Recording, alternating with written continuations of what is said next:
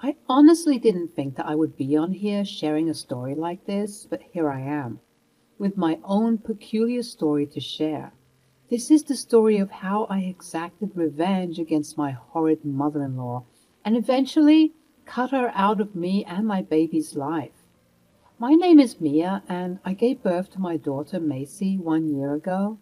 I feel like enough time has passed for me to be able to comfortably share this story, as I was going through a lot, but now that I'm in the clear and well away from everything that went down, I'm ready to share this.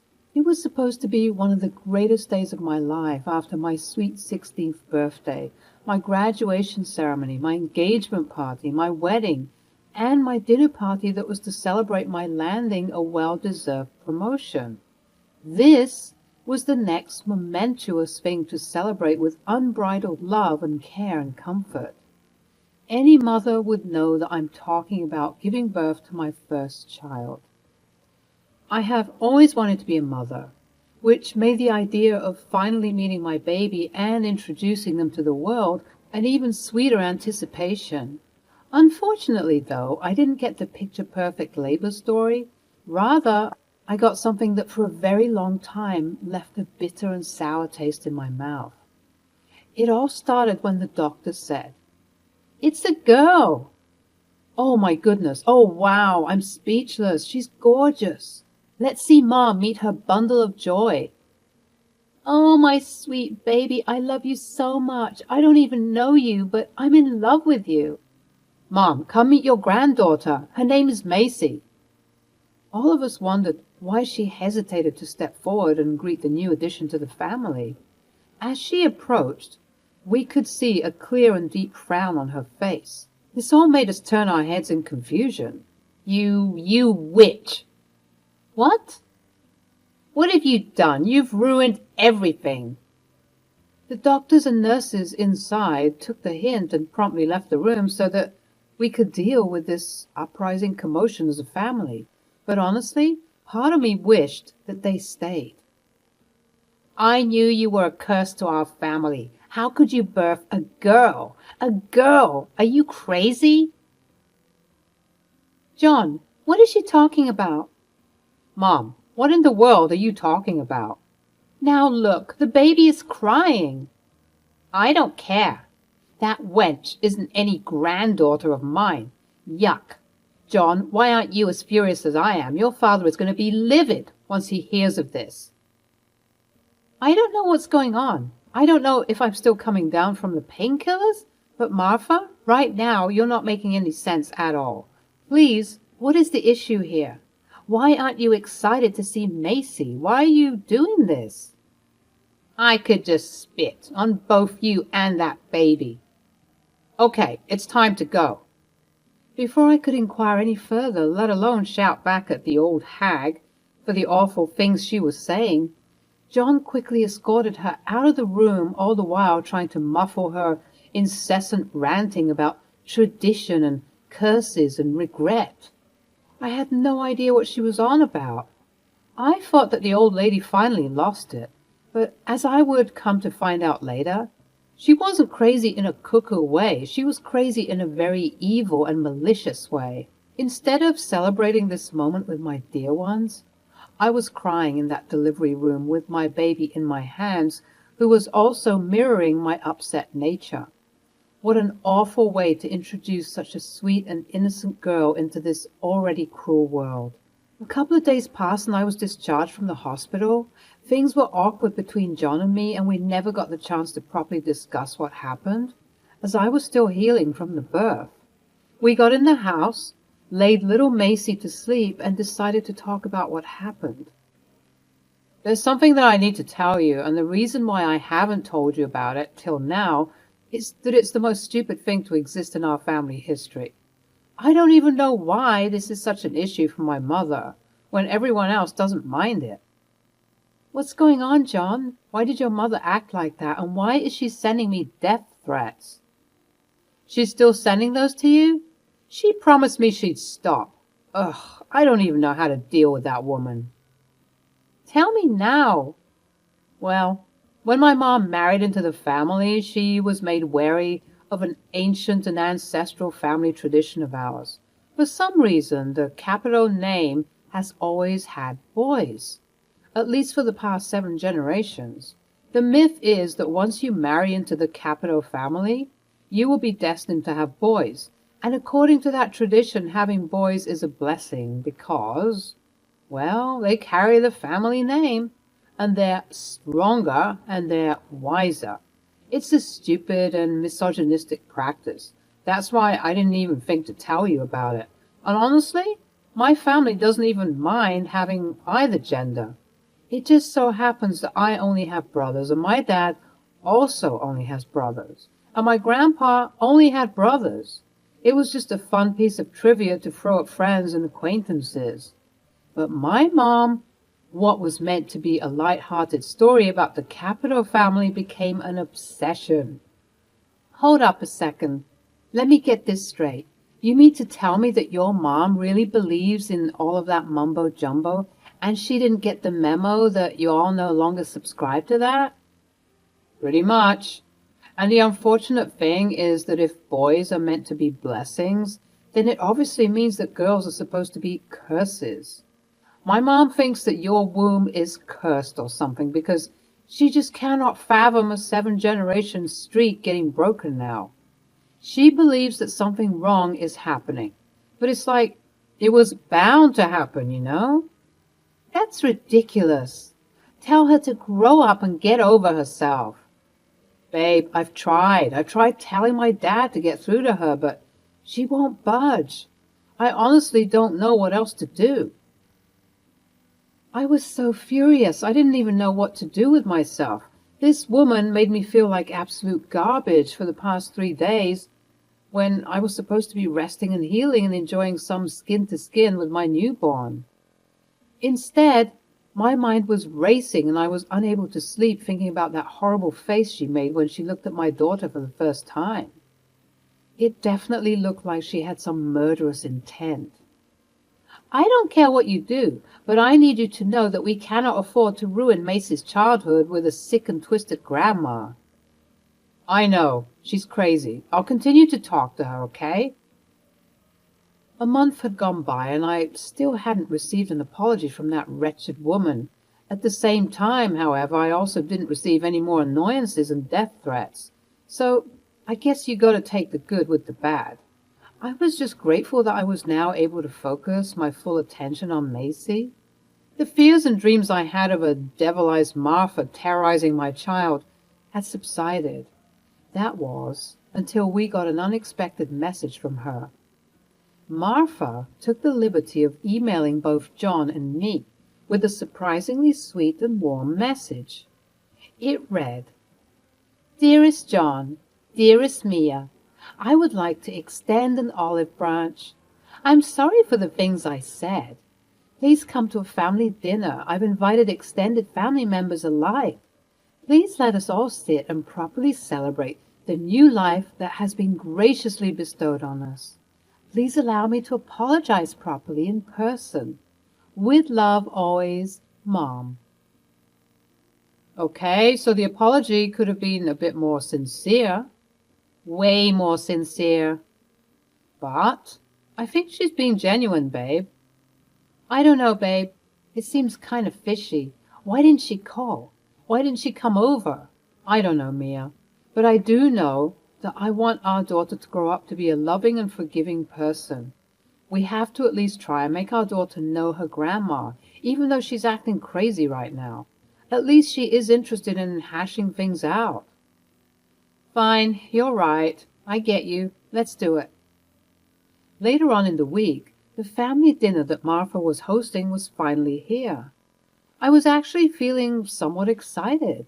This would be a good chance for a good chunk of the extended family members to meet Macy, as they didn't get the chance to do so earlier in the month. Both John and I arrived at the event, and we were happy to be swarmed with hordes of family members covering us with their praises and coos and hugs and kisses. Both the kids and the older generations of the family were acting the same. They all felt blessed to introduce Macy to this family. To say that we were showered with unending love from them would be an understatement. But a family member who was missing from the group was, of course, Martha. She was tucked away in the dark corners, watching from a distance. Maybe she's a bit apprehensive to approach us after the debacle that happened last time. Why don't you go over to her with Macy and try and reintroduce the two to each other? You're right. I approached Martha and I saw a growing look of worry and tension grow on her face. It's okay, Martha. We believe in second chances. Come and meet your granddaughter for the first time again. I think it's time for us to eat. Come, everyone. Dinner is ready. That was weird. Why was she acting so nervous? She scurried away as if I was approaching her with a bomb in my hands and not my sweet baby Macy. Anyways, once we were all settled at the dinner table with Macy and her bassinet near my side, we said grace and began to eat. But instead of thinking that I would enjoy my meal, all of us were in for a shock. Martha stood up and said, "Attention, everyone. May I please have your attention? Thank you. As you all know, our daughter Mia has given birth to a child. And I wanted to gather you all here today to just discuss the level of disrespect and disgust that I have obtained from all of this." What are you talking about, Martha? What is wrong with you? What is wrong with me? What is wrong with you? How dare you bring this monstrosity into our home, into our lives? Monstrosity? Mom, stop it right now. The fact that you won't stand up and defend me just shows that you don't care about the capital name. Family, listen up. For the past 7 generations, has this household only produced baby boys? The house murmured in agreement.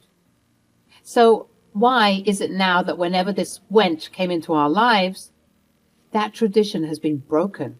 Have you forgotten about tradition? Have you forgotten that girls are a bad omen? We don't do that here. In fact, I'm so convinced that this is a curse that I'm pretty sure that baby isn't even John's. What did you just say? You heard me. Tell us, Mia. Is that John's baby? Of course it's my baby. I want her to answer. Listen here, Martha.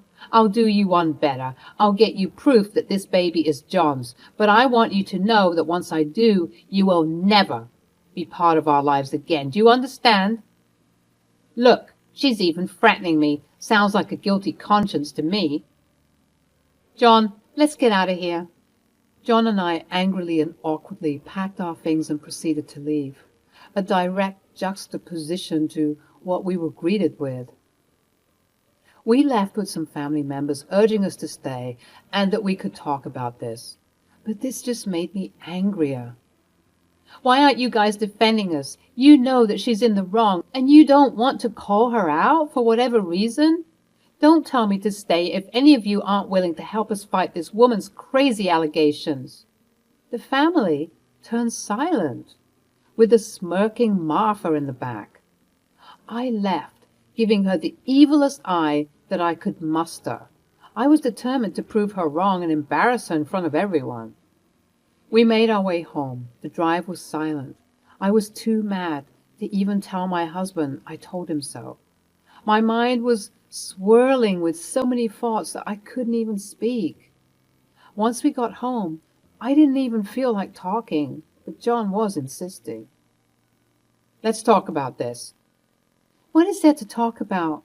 Your mother is crazy, and I told you that something was off about the whole encounter. How am I supposed to deal with her, John? And why weren't you fighting for me back there? What are you talking about? I was also upset. Maybe you were, but you definitely didn't fight for your family back there. I'm sick of feeling alone in all of this, John. Why don't you put your mother in her place? I know you can do it, but I guess you're scared. It's not easy, Mia. She is my mom. But she's crazy, John, and she's bad for Macy. I'm so sorry that you're in this position, but you're going to have to choose. Is it going to be your mom or your daughter and I? I need some time to think, okay? To say that this broke my heart even further would be an understatement. I didn't know what to do. It seemed like my whole life was falling apart, and I felt so guilty for bringing this beautiful girl into this cold and dark world. She was meant to be with a family that loved her enough to stand up for her, but it seemed that in every direction I turned, we either received active malice and hatred, or nonchalance and indifference. Neither situation was better than the other. Macy deserved unconditional and full love, but for some reason I was the only one who could see that. At that moment, my sadness was accompanied by anger, which is what fueled me to keep going. Had I just been a sad and sobby mess, I wouldn't have managed to exact my revenge on that wicked old woman and everyone else who doubted me. I had gotten DNA samples from both John and Macy, and I went to the hospital to have them tested out. I also had John tell Martha that I had done this. There was no way I was calling her out of my own volition. John would report that Martha was convinced that the results would come back negative, and I was just waiting for the day that she would eat her words. The result came back a couple of days later, and I didn't even bother opening the document as I already knew the truth. I told John to tell his mother that I got the results and that she should come over so that we can open the document together. She practically sped over to our house, eager to try and prove me wrong because she had convinced herself that she was right. Once she arrived, that's when I did the needful. What both John and Martha didn't know is that I had gotten those hidden cameras and mic systems and placed them in the living room where we were to sit down and squash her silly doubts once and for all. Hello, Mia. Let's get this over with. Where is the child? You won't even call her by her name. You won't even acknowledge that she's a she. Let's just cut the chit-chat and get right into it. That's why you came over, right? Fair enough. I can't wait to see your face. You're so convinced that you're correct, aren't you? Why would you even go through all of this trouble just to be proven wrong? John, can you please tell your mother to back up out of my face before I do something I'll regret? Oh, scary. I want to reiterate that once you find out that your son, a capital, has had a daughter, I never want to see you again, and you will subsequently lose the right to see anybody I love and care about, especially Macy. Yeah, whatever. And when the results come out negative, which I know they are, you're going to get divorced and excommunicated from this family. And once my gardening group and golf group hear about this, your name will be ruined. Those ladies know how to talk. You'll be the talk of the town before the sun sets. I will swear it. We'll see about that. John began to open the letter and read. In the case of John Capito and Macy Ashley Capito, there is a 99.99% chance that there is a relationship between the two parties. What? This can't be. You may proceed to leave this home effective immediately, Mom. I will be removing you from the will, and you can do the same for me. Mia, wait. John, wait. The proof is all here, Mama. You messed up big time. Mia, I'm so sorry. I didn't know. I was so wrapped up in believing that you were wrong that please. Nope. Mia, please. I'm a pleading grandmother. Please. I'll get on my knees and beg if you want to. I have to see my granddaughter. Where is she? That is none of your concern. You are no longer welcome in this house, and if you don't leave in the next 30 seconds, I'm calling the police. No, please, you can't do that. Yes, I can. I'm getting a restraining order against you, and you will be required to stay as far away from me as possible. I highly recommend you leave now because you've used up your 10 seconds. John, help me. I'm afraid I can't do that, Mom. I'm here with Mia. I'm standing up for my family. I didn't do enough of that before. And Mia, my love, I'm so sorry for not being the man you needed at the time. But I'm here now. It's going to take me some time to lean on you like that again, babe. But I accept your apology. Oh, come on. How was I supposed to know? We've had this tradition for years. I'm sorry if I got a little paranoid. You call my daughter an abomination and a monstrosity. What sort of mother would let the likes of you anywhere near her? Even if it was all just a misunderstanding as you're trying to frame it. We all know the truth. You're a toxic, sick, and twisted woman. And by the way, it's not going to be my name that's ruined. You see that pillow over there? Notice the blinking light? What? What are you talking about? Are you recording me? I swear to God, Mia, you better delete that. You see, I could, but this is all already being live streamed, so deleting it won't do anything. Martha snatched the camera, but it was far too late. I checked on my phone and the video itself already was gaining hundreds of views. With people commenting on how awful Martha was, I showed it to her and her face began to crumble. Her entire social status and all of the privileges she got due to her name were going to be muddied by this debacle. Thank God for the fast-paced notoriety that can be gained due to social media. As was promised, I ensured that I got a restraining order for my daughter and me against her crazy grandmother. And she tried her best to violate that, mourning the loss of the potentially great relationship she could have had, but chose to throw away.